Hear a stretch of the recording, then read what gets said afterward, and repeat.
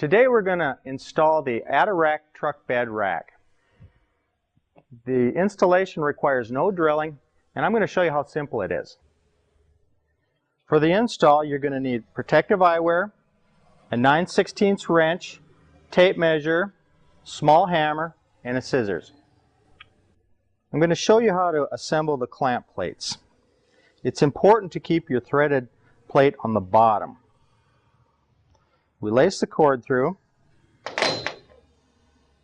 add the remaining spacer plates,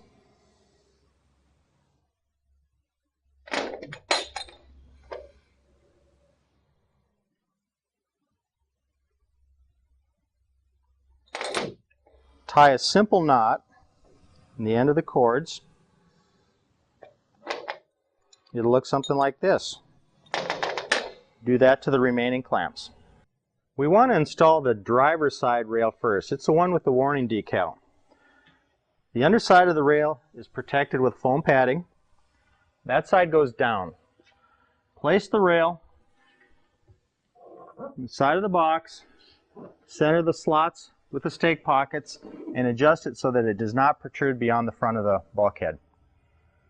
I'm going to show you how to put the clamps in the stake pockets. You drop them down the slot like coins in the piggy bank, one at a time, hanging onto the end of your cord till you got all of them in. Then you use the cord to pull them up to the bottom of the rail. Thread your bolt in. We're going to leave it finger tight for now. I've got both rails in place. All 4 clamps are finger tight. I've made sure that my rail doesn't extend beyond the front of the box, and we're certain there's no hindrance with the tailgate. Now's the time to remove your cord. Untie your knot, pull your cord out. Do that on all 4 of them, and you're ready to tighten the rail down.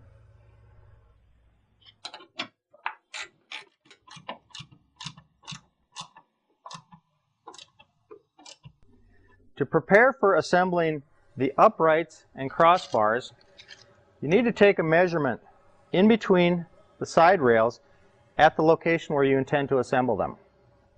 Record that dimension from both the rear and the front. Save it for later.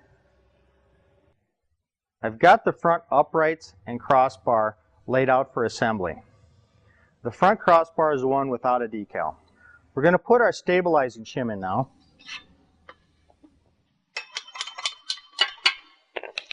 Thread your set screw, but we're going to leave it loose for now. Do the same on both sides. I've got my front uprights spread the distance of my previously recorded dimension. I've got my crossbar centered in between the uprights. Now I'm ready to just snug up my set screws.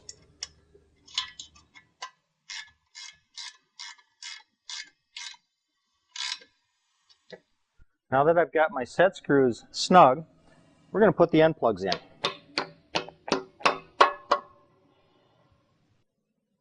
Use the same process to assemble the rear uprights and crossbar, and you'll notice that we've got a reflective decal facing to the rear. We've got our crossbar and uprights in place.